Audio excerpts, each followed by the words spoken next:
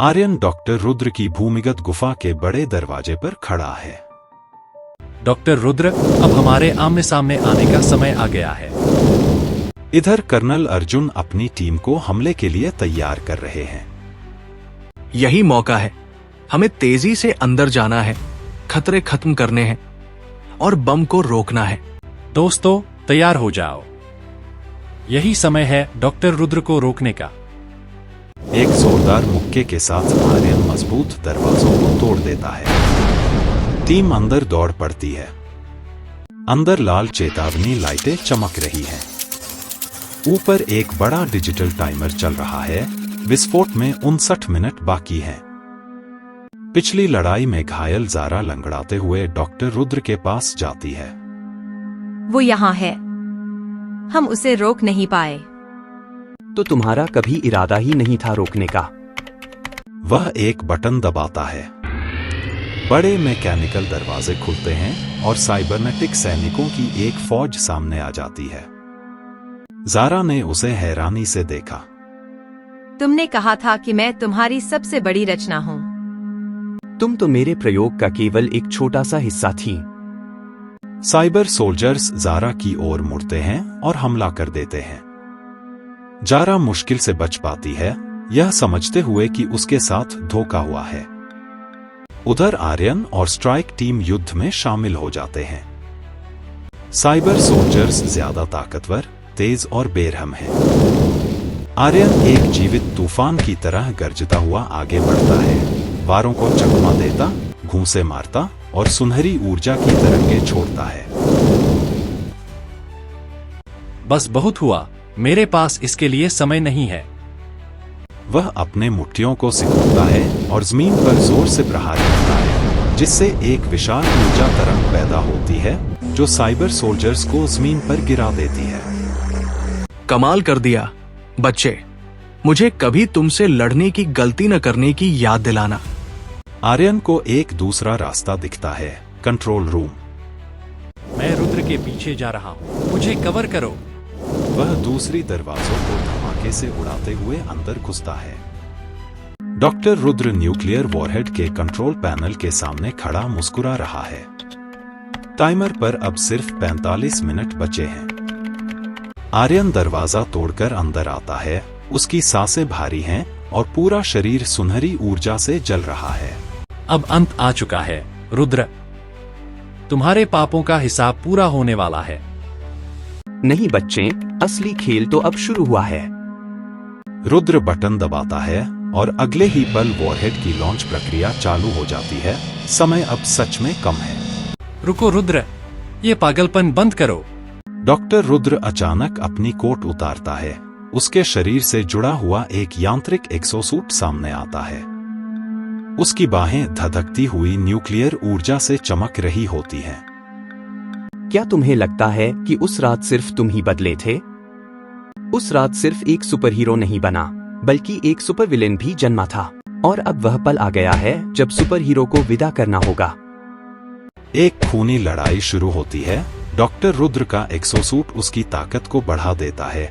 वह आर्यन के हर वार का बराबर जवाब देता है। तुम तो बस एक हादसा हो, एक नाकाम प्रयोग। आर्यन अपने होंठ से खून पोंछता है और उसकी आंखों में ज्वाला भड़क उठी।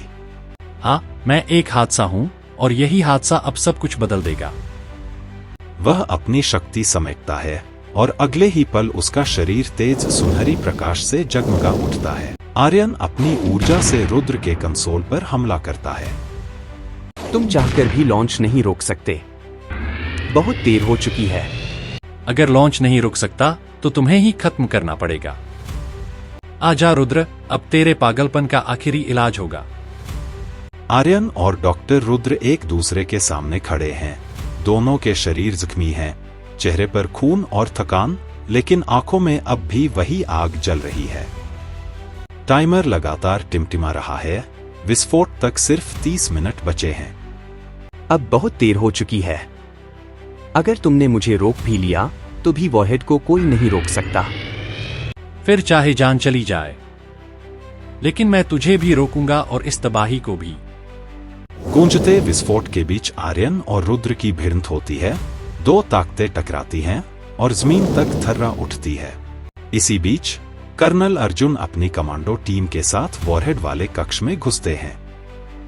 वॉरहेड का कोर रहस्यमयी लाल रोशनी में चमक रहा है और वह कई हाईटेक कंसोल्स से जुड़ा हुआ है। आर्यन, हम वॉरहेड कक्ष में हैं, लेकिन सिस्टम में फेल सेफ लॉक लगा है। दूर से इसे बंद करना नामुमकिन है। आर्यन ये बात लड़ाई के बीच सुनता है। तभी रुद्र का एक और हमला आता है जिसे वह मुश्किल से चकमा देता है। अब इसे अपने तरीके से ही खत्म करना होगा।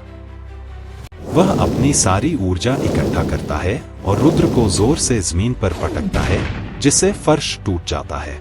खतरनाक आवाजों के साथ एक्सोसूट टूट फूट रहा है, फिर भी वह फिर से चालू होने की जंग लड़ रहा है। आर्यन ने रुद्र को पीछे छोड़ते हुए वॉरहेड रूम की ओर अपनी रफ्तार बढ़ा दी। वह पहुंचता है और देखता है कि वॉरहेड लगभग पूरी तरह सक्रिय हो चुका है। आर्यन, तुम्हें कोर को अपनी ऊर्जा से ओवरलोड करना होगा, तभी इसे लॉन्च होने से रोक पाओगे। कबीर, ये तरीका खतरनाक है, उसकी जान पर भारी पड़ सकता है। आर्यन की नजरें वॉरहेड पर टिकी हैं। रिया, कुछ जोखिम तो उठाने ही पड़ते हैं। वह आगे बढ़ता है, अपने हाथ वॉरहेड के चमकते कोर पर रखता है और उसमें अपनी ऊर्जा प्रवाहित करना शुरू कर देता है। ऊर्जा इतनी तेज हो जाती है कि जमीन हिलने लगती है। रोशनी की सुनहरी धाराएं चारों तरफ बह रही हैं। उसका शरीर अब ऊर्जा का एक जीवित स्रोत बन चुका है। नसें जैसे आग की धाराओं में बदल गई हों। मैं इसे यहीं रोकूंगा, चाहे कुछ भी हो जाए। बस थोड़ा और, बस थोड़ा सा और। झिलमिलाती रोशनी और तेज कंपन, वॉरहेड अब टूटने की दहलीज पर है। आर्यन, कोर टूटने ही वाला है, पीछे हटो जल्दी। जैसे ही ऊर्जा भड़कती है, एक टूटी फूटी सांस कमरे में गूंजती है। रुद्र वापस आ चुका है। अगर मैं जा रहा हूं तो तुझे भी साथ लेकर जाऊंगा। वह झपट कर आर्यन को पीछे से पकड़ लेता है, अपनी टूटती हुई ताकत से उसकी ऊर्जा को खींचने की कोशिश करता है। आर्यन का शरीर पहले ही अस्थिर था, अब यह हमला उसे उसकी सीमा तक पहुंचा देता है। उसकी आंखें चमकीली सफेद हो जाती हैं और वह एक जोरदार विस्फोटक चीख निकालता है। बाहर से देखा जाए तो पूरा केंद्र जोरदार झटकों से कांप उठता है। अंदर से एक विशाल सुनहरी विस्फोट फूट पड़ता है। जमीन थर्रा उठती है, मानो खुद धरती उस ऊर्जा को महसूस कर रही हो। धुएं और मलबे के बीच से कर्नल अर्जुन और उनके साथी बाहर आते हैं, कुछ जख्मी, कुछ स्तब्ध, पर सभी जिंदा। आर्यन, मेरे यार, कहाँ हो आर्यन? आर्यन, वो कहाँ है? आर्यन कहाँ है?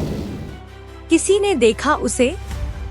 आर्यन मलबे के बीच से आगे बढ़ता है, थका हुआ लेकिन जिंदा। वह कुछ अलग लगता है, ज्यादा मजबूत, जैसे नया जन्म लिया हो।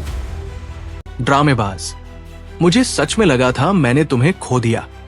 आर्यन हल्की सी मुस्कान देता है और फिर बेहोश होकर नीचे गिरने लगता है। रिया दौड़कर उसे थाम लेती है। आर्यन की आंखें धीरे धीरे खुलती हैं। वह अस्पताल के बिस्तर पर लेटा है। उसके पास कर्नल अर्जुन बैठे हैं। अधिकतर लोग देश बचाने के बाद थोड़ा आराम करते हैं। शायद मैं वो ज्यादातर लोग नहीं हूं। कर्नल अर्जुन उसे एक फाइल पकड़ाते हैं। अंदर एक क्लासिफाइड सरकारी आईडी कार्ड है जिस पर उसका नाम चमक रहा है। दुनिया को आज किसी तेरे जैसे की जरूरत है आर्यन, इस बार ऑफिशियल तौर पर। आर्यन आईडी कार्ड को घूरता है, फिर नजरें खिड़की से बाहर डाल देता है। शायद दुनिया को सच में जरूरत है। आर्यन एक इमारत की छत पर खड़ा है। उसकी नजरें पूरे शहर पर टिकी हैं, जैसे वो अब नायक नहीं, रक्षक बन गया हो। आर्यन के चारों ओर हल्की सुनहरी ऊर्जा निकल रही है। वह पूरी तरह तैयार है किसी भी चुनौती का सामना करने के लिए। वह अपनी सुनहरी ऊर्जा को विकसित करते हुए छलांग लगाता है, जैसे कोई नए मिशन पर निकल रहा हो।